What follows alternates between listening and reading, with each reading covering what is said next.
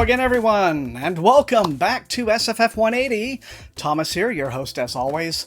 Thanks once again for joining me. So, we're a quarter of the way through the 21st century. And for those of us of a certain age, to be living through dates we once read about in science fiction novels, dates that used to seem so impossibly far in the distant future, well, that is kind of a humbling experience. For me, anyway, it makes me realize I had better up my reading game if I want to make any headway on the impossible task of reading everything I own in whatever years I have left to me.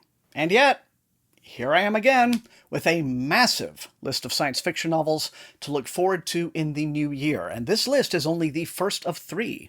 Horror and fantasy are waiting in the wings, so I guess I just can't quit this. Lately, though, I have been noticing the market is changing for science fiction.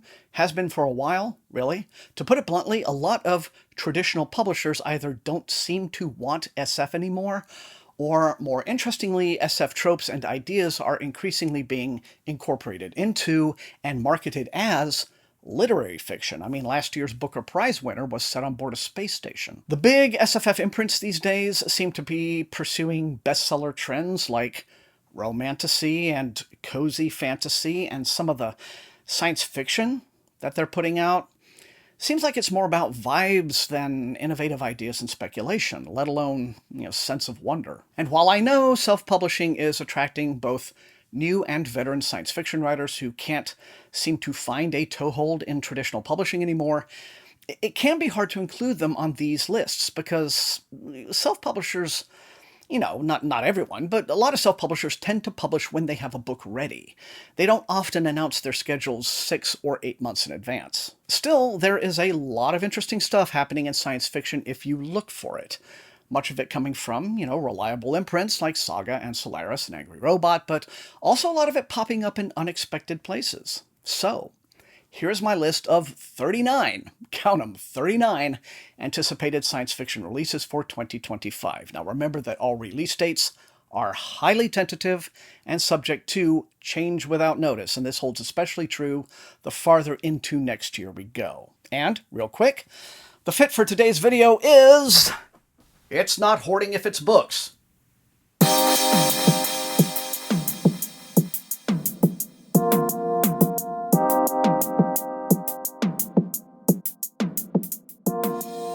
Beginning on January 7th, you might think the last thing the world needs is another exercise in literary climate fiction, but I do like the look of All the Water in the World by Erin Kafal. In the vein of Station 11, this is the story of a young girl living in abandoned Manhattan, in a settlement on the roof of the American Museum of Natural History, where they try to preserve as many relics and artifacts as they can. But when the rising oceans once again breach the city's flood walls, they must save what they can and escape north on the Hudson. Your wallet will be crying and begging for mercy on January 14th with a packed release slate of 4 titles, starting with the newest by Nnedi Okorafor. Death of the Author is a striking work of metafiction, a book within a book in which Zelu, a disabled Nigerian-American woman with a mediocre career writing literary fiction, decides to write an epic far-future space opera that becomes a colossal success. So successful that she quickly begins losing control of both her story's narrative and her own. Also on the 14th, an exciting-sounding heist adventure, billed as Ocean's 8 meets Blade Runner from debut author Makana Yamamoto. Hamajang luck. Hamajang is a slang term used in Hawaii. It kind of means, messed up. Basically, and this story is described as a love letter to Hawaii, all about Edie and Angel, 2 ex-girlfriends fresh out of jail, and taking on one last job to bring down a trillionaire tech god, if only they can find a way to trust each other first. Angry Robot releases The Way Up is Death, the new book by Dan Hanks, on the 14th. An SFF thriller where a mysterious otherworldly tower appears in the skies above the UK, and 13 strangers are pulled from their lives to stand before it as a countdown begins. Above the doorway is one word: ascend. Finally, on January 14th, we get We Lived on the Horizon, the new novel by Erica Swyler. A work of literary SF set in a post-climate catastrophe walled city governed by an AI, it's about an aging bioprosthetic surgeon who builds a physical being to preserve her knowledge and continue her work, only to be drawn into a growing revolution following a brutal murder that the city's AI inexplicably has deleted from its data. On February 4th, Mira Books releases The Black Orb, a Korean novel in translation. This came out in the UK last summer. It's a bizarre-sounding spin on the catastrophe novel about a mysterious, unstoppable, and apparently indestructible black orb that just appears out of nowhere in the middle of downtown Seoul and sucks up every hapless person caught in its path, quickly multiplying as it does so. The story focuses on one man fleeing what is swiftly becoming a global crisis in search of his elderly parents. On February 11th, Tenebris Press releases Casual, a Black Mirror-esque story about technology and bodily autonomy by Koji Dai. It's about a woman with a neural implant that has become essential in managing her anxiety and depression. But when she gets pregnant, new laws won't allow her to keep the implant, leaving her with the options of disconnecting it cold turkey or entering a controversial clinical trial that would implant a new and untested tandem implant into her fetus. Also on the 11th, Michael Nyak's Symbiote from Angry Robot is described as Contagion meets The Walking Dead at the South Pole. There's very much some of the thing here as well.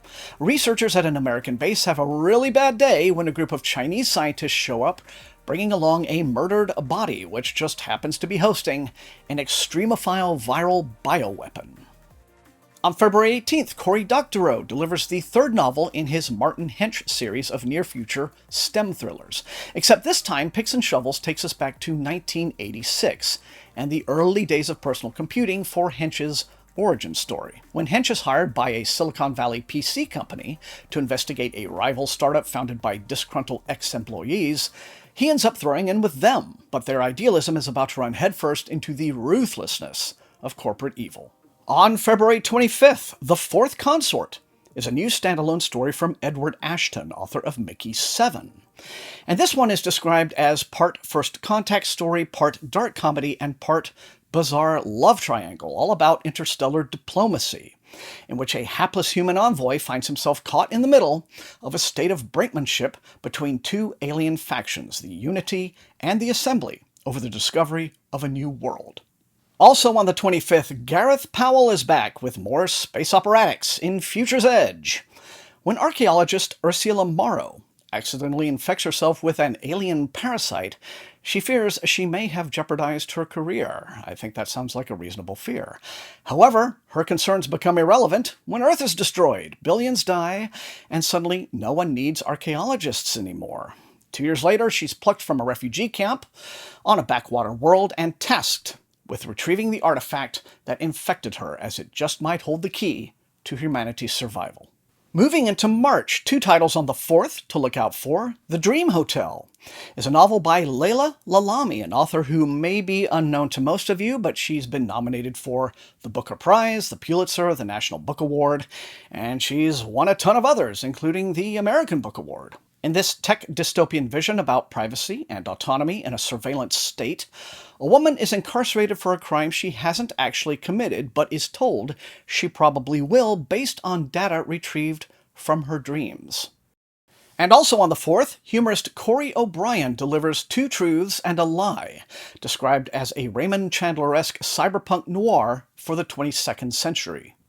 R is an aging combat drone veteran dragged out of retirement when the cops need his skills to investigate a murder, but things get complicated when he learns his old boyfriend is the #1 suspect, and he finds himself in the crosshairs of the militarized police, a family of mega-rich corporate heirs, a clan of emancipated AIs, and a cult. I don't usually put too many sequels on these lists because I mainly want to give exposure to new and original titles, but I am very much looking forward to Emery Robbins' The Sea Eternal on March 11th.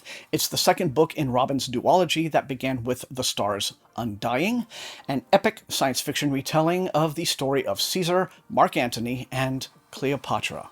And hey, while I'm on sequels, I better give a shout out to The Martian Contingency, the fourth novel in Mary Robinette Kowal's Lady Astronaut saga, arriving on March 18th.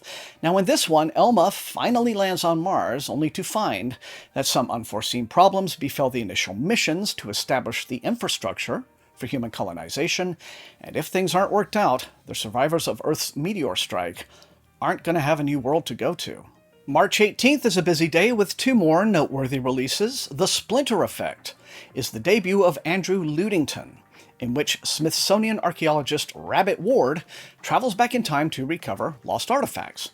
But his search for a lost menorah in 6th century Constantinople finds him pitted against a rival time traveler and a local criminal gang.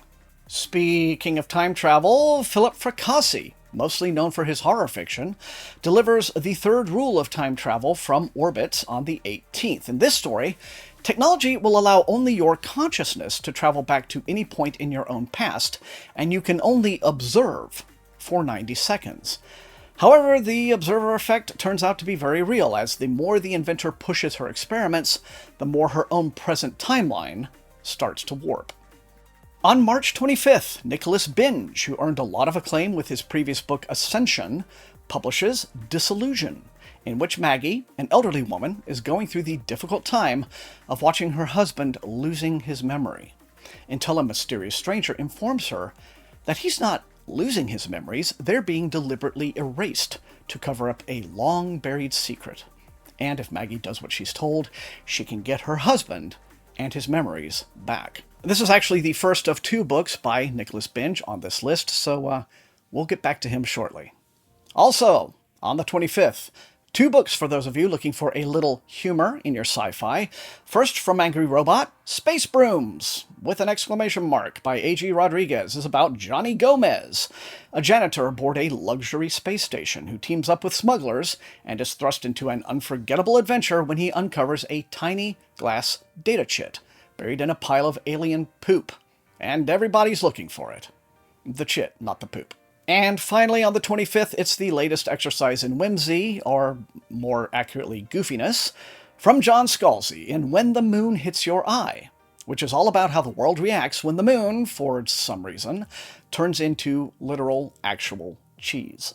And this is the first of two John Scalzi books that appear on this list, so, once again, we'll come back to him. Moving into April, three titles on the 1st, starting with One Level Down by Mary G. Thompson from Tachyon Press, a provocative novella that explores identity and autonomy, in which a woman in a simulated reality who has been forced to pretend to be the 5-year-old daughter of the colony's despotic founder for almost 60 years makes a bold bid for freedom, even though she risks death by deletion if she fails. When We Were Real is the new novel by acclaimed author Daryl Gregory. Another tale of living in a sim.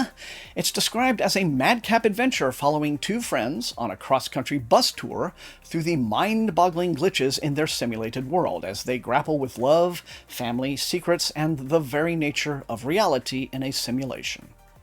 Finally, on April 1st, it's the extraordinary-sounding new novel by Ray Naylor. Where the Axe is Buried is a tale of espionage in a near-future technocracy. In the authoritarian Federation, there is a plot to assassinate and replace the president, who has downloaded his mind into several new bodies to maintain his grip on power. Meanwhile, on the fringes of a Western Europe that has renounced human governance in favor of AI prime ministers, an experimental artificial mind is malfunctioning, threatening to set off a chain of events that may spell the end of the Western world. On April 8th, Angry Robot releases the first book by Christopher Hinz in 5 years. Scales is an electrifying thriller about species re-engineering run amok, because what else is going to happen in a novel about species re-engineering? An experiment in combining human and reptilian DNA, which people only seem to think is a good idea in science fiction novels, results in a highly effective super soldier with one troubling quirk: he kills and eats enemy soldiers. Naturally, this impulse has to be brought under control before these dinosaur-human hybrids are ready for sale. This could go either way, as an intense and bloody action thriller, or as an intensely funny satire of capitalism and the military technological complex, or why not both? On April 15th, Isaac Fellman's Notes from a Regicide is the heart-wrenching story of a young trans man living in a far-future society torn apart by revolution, who undertakes a personal quest following his adoptive father's journal to learn more about the parents who gave him a safe home, let him be himself, and then died in prison as freedom fighters. On April 22nd, Clash Books releases Eric Nunnally's The Queen of Saturn and the Prince in Exile. It's a black nerd coming-of-age novel set in 1970s Boston about a boy who struggles to learn the truth behind his mother's claims of otherworldly origins, as she says she was born on Saturn, in the smoldering aftermath of the Civil Rights era and COINTELPRO's dying breaths. April wraps out with 2 more titles of interest. On the 29th, Stranger Things meets The Walking Dead in Colin Armstrong's Polybius, based on the terrifying urban legend about a video game created by the government for psychological warfare. It's October 1982, and Polybius, a new bleeding-edge game of unknown origin, arrives at a popular arcade in the quiet seaside town of Tasker Bay. Seemingly overnight, a virus-like epidemic emerges while a violent coastal storm rolls in, and people begin experiencing fits of anger, paranoia, and hallucinations. No one can be trusted. And the next day, Christopher Hawkins' I Contain Multitudes is the story of Trina, who never wakes up in the same timeline twice. Lost and alone, she meets an old librarian who's the only person who remembers her, while everything else changes around them. When an encounter with a sadistic doctor makes Trina question whether she herself might be the cause of the shifting realities that are escalating out of control, she sets out to stop them. On May 20th, Daw releases the new book by Breaking Day author Adam Oyabanji, Esperance, described as a whip-smart thriller in the vein of Blake Crouch, Andy Weir, and Neil Stephenson. It's about a strange woman who turns up in England claiming to be Nigerian, but with an unusual affinity for technology, and how she becomes the target of a Chicago detective's investigation into 2 baffling murders, whose victims' lungs are full of seawater. Hey!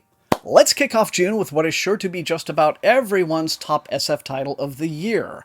The unstoppable Adrian Tchaikovsky is back on June 3rd with Shroud, and this sounds like one of his scariest and most intense stories yet.